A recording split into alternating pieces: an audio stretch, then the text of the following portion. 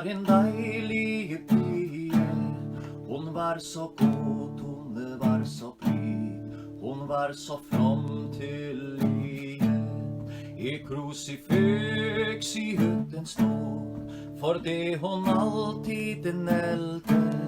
Når månen med sitt aftenblått på krucifixet velte. En gang hon gikk i tette slå og festede sitt øye, imens hon sang sine frelsers lov på stjerner i det høye. Da får hon vill på spede fot, og tørsten henne det plager. Til sist hon blev i hus og båt, hon gret og seg beklager.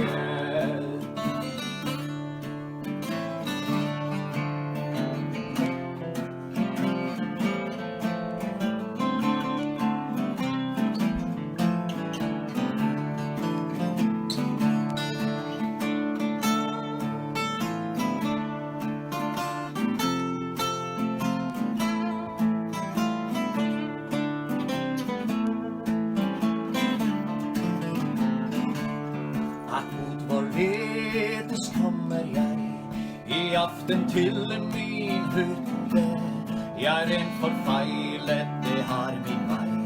Jeg kan ei få denne flytte. Jeg så tørstig, og her ei aller minste dråpe. Kun ville dyr og spøkelser, hva kan jeg håpe?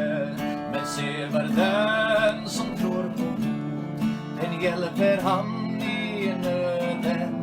Vår tåren falt i det vel sprang ut, og nå i aften røden. Da drakk hun av det klare vann, og fulgte bølgene rålig.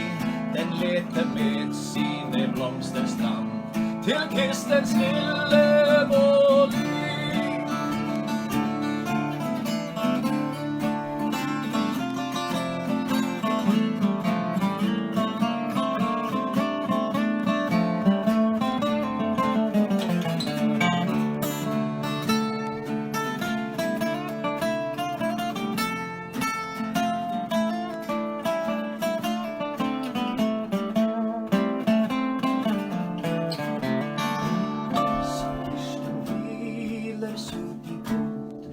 Gravens arme milde, då kommer hon hver midnattsstund og stirrer på sine kilde.